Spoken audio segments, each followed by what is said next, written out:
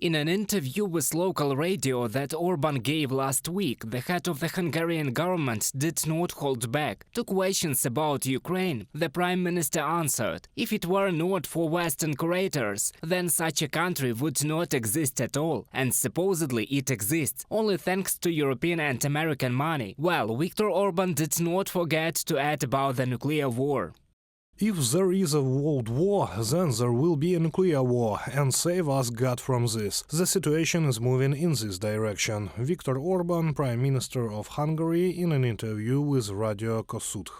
The Ministry of Foreign Affairs of Ukraine immediately responded to such a statement. It called Orban's statement another demonstration of the very strange position of Hungary as a member of NATO and the EU.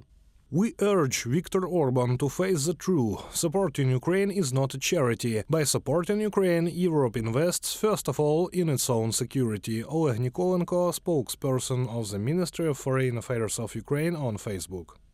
The Ukrainian Ministry of Foreign Affairs also hinted that Orban should take care of his dependence on European money. After all, aid programs, co-financing and grants are now the main drivers of Hungary's economic stability. Hungarians receive loans from the European Union, receive many grants, other types of aid, which allow Orban to continue this populist right-wing mantra, which would not work without the help of the European Union. That is, they can simply leave their financing. Analysts also note the constant infusion of European money into Hungary is the main lever of pressure on Budapest. This factor, as it seems to me, is even more effective than their termination voted in meetings at different levels, because if Hungary's budget starts to decline globally, it will raise questions in society. Society will not agree with the fairy tales they have heard for years from Orban and his ministers.